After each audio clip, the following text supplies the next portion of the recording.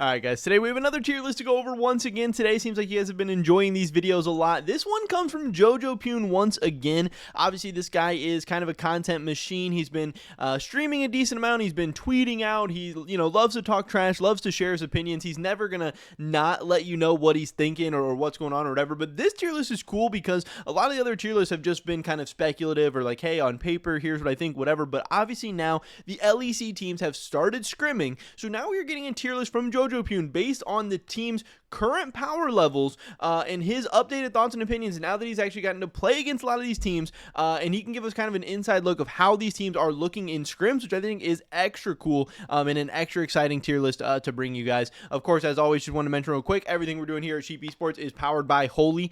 These are great tasting energy drinks that also just so happen to be healthier than the competition. Make sure you guys go check out Holy with that first link in the description below. You can pick up some today. You can use discount code SE5. You get €5 off your first purchase, or SE10 to get 10% off your entire order. Definitely use whatever one's going to work the best for you, but also definitely go check out Holy. Thank you so much to them for supporting us. Hopefully you guys support them. With that being said, let's get right into this today. So JoJo P dropped this tier list on us. Again, nothing in the D tier, nothing in the F tier. That's a little bit disappointing to me.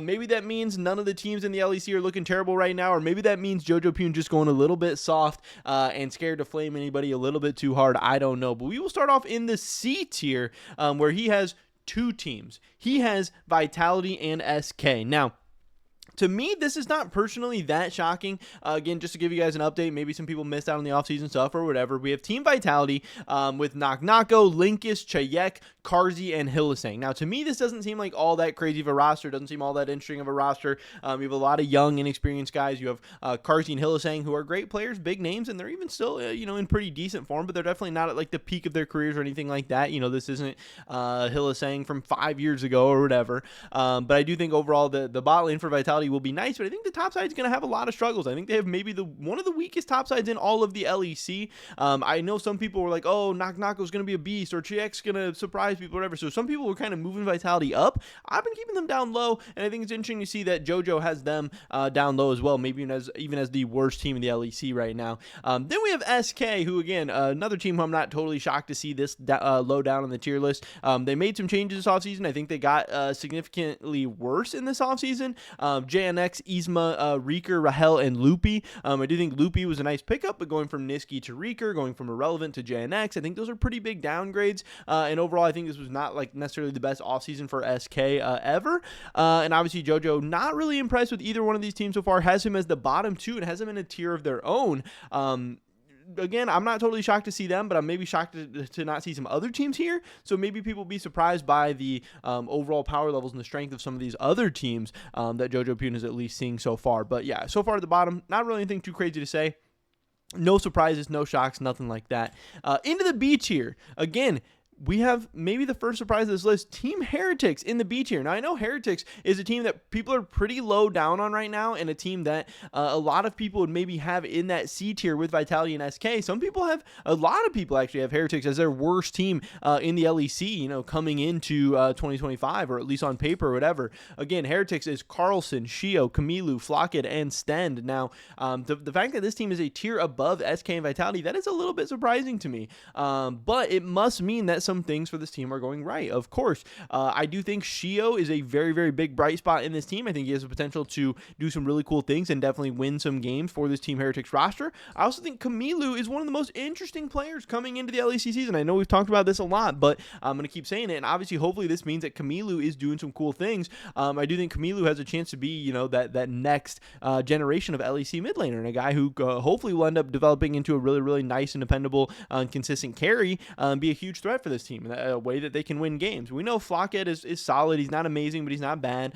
Carlson and Stend are kind of big question marks we'll have to see, but JoJo does have them a tier above SK and Vitality, which is pretty interesting. Obviously, he has Rogue next. This is Adam, Malrong, Larson, Patrick, and Execute. This team is just kind of mid to me, and JoJo just kind of has them mid as well. Has them like, this is 7th place. That's not too great, not too bad, whatever. I do think they'll be fun to watch sometimes. Adam and Malrong, they're going to have some banger moments. They're going to have some inting moments. But yeah, a lot of players that are just kind of like past their prime, on the downward trajectory of their career. Not that really interesting to me anymore. Obviously, this rogue lineup is a lot better than a lot of the other rogue lineups that they could have potentially formed, I'm sure, because it was looking pretty dire and pretty ugly at some points. But yeah, nothing too crazy. I'm not surprised that JoJo has them kind of in the middle of the pack. I think that's where they'll be. But then maybe a pretty big surprise for some people. K-Corp is a team that people have all over their tier list. Some people have them as high as like 2 or 3. Some people have them as low as like 7 or 8. JoJo has K-Corp as 6 right now, but in the B tier. K-Corp in the same tier as Rogue and Heretics. Now, obviously, JoJo is a showman. JoJo is a creator. He is a trash talker. He likes to get people going, and obviously the K-Corp is a massive fan base that you can kind of poke at and kind of get them going. So could JoJo be listing K-Corp down a little bit lower just to mess with them a little bit? Yeah, that is possible. But also it's possible that maybe they're not looking so great right now. Again, K-Corp is obviously Kana, Yike, Vladdy, Callista, and Targamas. Now, people definitely have some questions. There's people who are wondering how good Yike is going to be without G2. There's people wondering if Targamas deserves to be in the LEC at all. There's people wondering really, there's question marks about potentially all these players. Will Vladdy and Callista continue to develop and become the players we think they can be? And how good is Kana? Is Kana maybe a little bit overrated? I don't know. K-Corp haters would probably tell you yes. So there's a lot of question marks for the team. There's a lot that could go right for K-Corp. There's a lot that could go wrong. But right now, JoJo has them ranked as the 6th best team in the LEC, at least according to Scrims and in their current form and everything. And I think that would, if K-Corp finished 6th, I think fans would be pretty disappointed. I think that would be seen as, a bad year for K-Corp overall. So we'll have to wait and see. Hopefully they can get better, or hopefully they can, impress JoJo more later on. In the A tier, pretty interesting. Again, Giant X is another team that people really have as a volatile ranking in their tier list. Giant X, Lot, Closer, Jackie's, Noah, and June. Again, there's a ton of people out there who have Giant X rated lower than K-Corp. Maybe even some people that have Giant X rated lower than Rogue. But JoJo has them in the A tier as a very, very solid and strong team. Now, they have some nice pieces. Jackie's can be a beast. Noah and June, we know, is a very, very solid bot lane. Closer, we have some question marks about, but at certain points in his career, he's a champion. He's an LCS champion. He's a guy who's made it to Worlds and done a lot of successful things. But I don't know. There's also some question marks on this team, like Closer, like Lot. How well are these guys going to do? I don't know. But so far, at least according to JoJo, it seems like things are going pretty damn good. Now, again, if Giant X finished 5th, I think that would be a win for them. Now, I'm sure, obviously, they want to go to Worlds. They want to finish top 3, top 4, whatever. But still, I think finishing 5th right now at this stage in the development of this team and roster, when they missed out on a lot of the other guys that were going after this offseason, I think 5th would not be bad for Giant X, and that's where JoJo has them right now. I mean, again, I'm going to assume that must mean that Noah and June are looking very, very strong and are kind of popping off and winning some games for this team.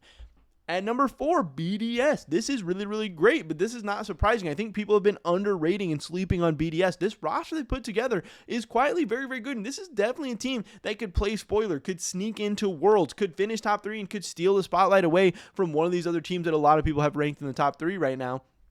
BDS, we have Irrelevant, 113, Nuke, Ice, and Perus, and I know people are going to get mad. They're going to say, oh, you're pronouncing Perus wrong, whatever. This team is really, really fun and really exciting. Irrelevant is a beast. Nuke has been developing really, really nicely. That bot lane is going to be sick. 113, if he can be even pretty decent, if he can be halfway decent, this team is going to be so strong, so fun, so exciting to watch, and they're going to be a team that, like I said, is able to pull off a lot of upsets, is able to steal a lot of games, and might ultimately be able to steal a world spot. JoJo has them as 4th right now, and I think people are sleeping, and I do think that once the LEC starts, a lot of people are going to start to recognize that BDS had an amazing offseason. They put together a very strong team, and they're going to be a force to reckon with in 2025. In the top 3, JoJo, no surprise here, has Fnatic and G2. Now, again, there have been a lot of people so far from what we've been hearing and what we've been seeing that are putting Fnatic above G2, saying Fnatic looks insanely strong, that Fnatic looks like the best team in the LEC so far. Now, hey, is it just Fnatic are scrim gods? Is it just early season whatever? Is G2 still trying to figure a ton of things out because they made some roster moves? Hey, Fnatic made roster moves as well. Could it be possible that Fnatic is going to be a better team than G2 this year? I don't know. It's definitely possible. We'll have to see. But this is at least another person putting Fnatic ahead of G2 on this list. But we do have G2, obviously, with that Broken Blade, Skewmon, Caps, Hansama, and Lebrav roster, and then Fnatic with Oscar, Razork, Humanoid, Upset, and Mickey. Both teams had some interesting offseason moves. I think a lot of people would argue G2 maybe got worse this offseason. I think a lot of people would argue Fnatic probably got better this offseason.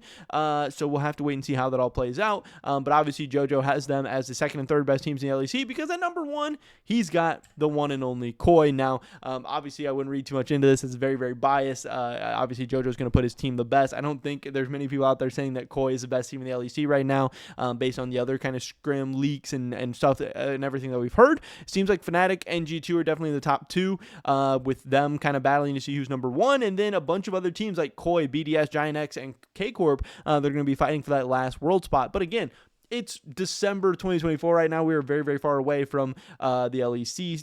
We're a couple weeks away from the LEC starting, but then we're very far away from any international tournaments, from Worlds, anything like that. So these teams have a ton of time to develop, to practice, to gain synergy, to make additional roster moves. Who knows? But it is pretty cool that JoJo decided to put out a tier list based on how scrims are actually going, and peeling back the curtain a little bit and allowing us to see the current form of some of these teams, at least based on his opinion.